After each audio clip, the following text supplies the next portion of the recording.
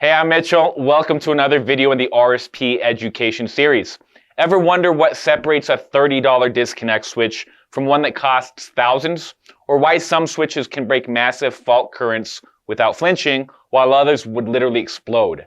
Today we're diving into the real science behind disconnect switches, voltage classes, current ratings, and what happens when things go wrong.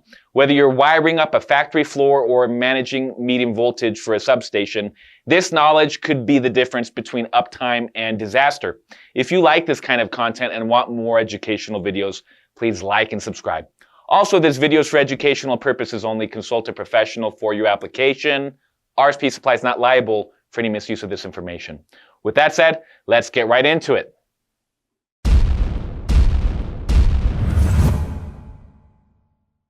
So voltage classes, low, medium, high voltage. When we talk about voltage classes and disconnect switches, we're basically grouping them by how much voltage they're rated to handle. With low voltage, that usually means anything up to 1000 volts AC or 1500 volts DC. This is the most common voltage class you'll see in industrial automation. Think of your typical factory floor. Motors, PLC cabinets, control panels, all of that runs on low voltage. Most disconnect switches used here, compact and cost effective, but still need to meet strict safety standards. Then you bump up to medium voltage. This is going to run from about 1000 volts to 35,000 volts. And these are often found in larger industrial or utility applications.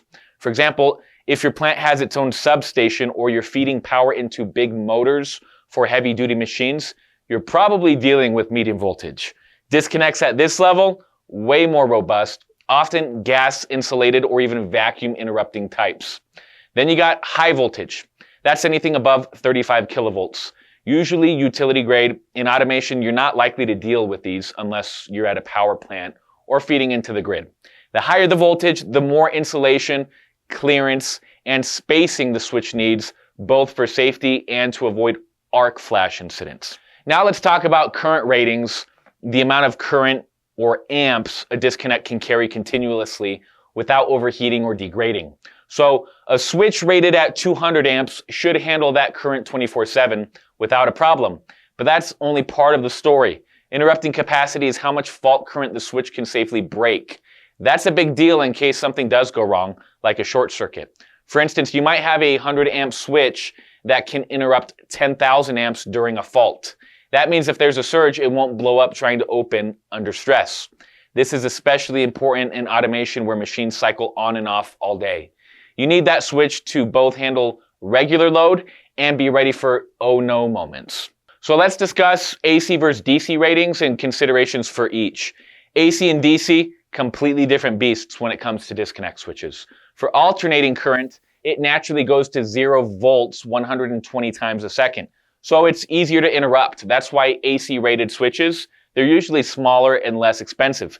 Direct current, on the other hand, doesn't go to 0. It's constant. That makes arcs harder to break when you open the switch. So DC connects, they need to be bigger as far as the gaps between them or magnetic blowouts that are needed to extinguish the arc. Even if a switch is rated for 600 volts AC, it might only be safe for 250 volts DC. You'll see DC disconnects in solar setups, battery banks, and industrial VFDs or variable frequency drives. Super important to match the rating to the type of power you're dealing with, or you risk welding the switch shut or even worse. So let's discuss short circuit withstand ratings. This one gets a little tricky, but it's key. Short circuit withstand rating is how much current the switch can take without being destroyed, even if it's not designed to interrupt that high of a current. Think of it like bracing for impact. I can't stop the crash, but I won't fall apart. UL ratings, common in North America, often refer to a short circuit current rating or an SCCR measured in kiloamps. It's based on actual tested combinations with fuses or breakers. So a UL98 disconnect might be rated to 50 kiloamps SCCR with a specific fuse. Coordination with fuses and breakers. This is where it gets interesting. The disconnects can't work on their own. Here's where it all comes together. Coordination. Your disconnect switch doesn't work alone. It's usually paired with fuses or a circuit breaker upstream. These need to coordinate, meaning if a short circuit happens, the fuse or breaker should trip before the disconnect switch is damaged. The disconnect should be rated to handle the let-through energy of that fuse or breaker. Let's say you've got a 30 amp disconnect paired with a 30 amp fuse. If the fuse is too slow, the switch might see more energy than it can handle and melt down. But if it's properly coordinated, meaning tested and matched with the right disconnect switch, you'll get smooth protection and longer equipment life. In industrial automation, good coordination also prevents nuisance trips. You don't want your whole production line going down because of a tiny overload on one machine. This is why manufacturers often publish tables that show tested combinations of disconnects and fuses and or breakers. So now you know voltage class affects the size, safety, and structure of your disconnect. Current ratings keep your gear running steady, and your interrupting capacity is your safety net when things go south. Whether it's AC or DC, UL or IEC, it all comes down to one thing: coordination. Matching the right disconnect with the right fuse or breaker isn't just good practice, it's essential protection for your automation system. In the next video, we're going to explore how to size and select disconnects based on real-world applications. Until then, stay safe, stay powered, and keep learning. For a full line of disconnect switches and hundreds of thousands of other industrial automation products, go to our website, rspsupply.com, the internet's top source for industrial hardware.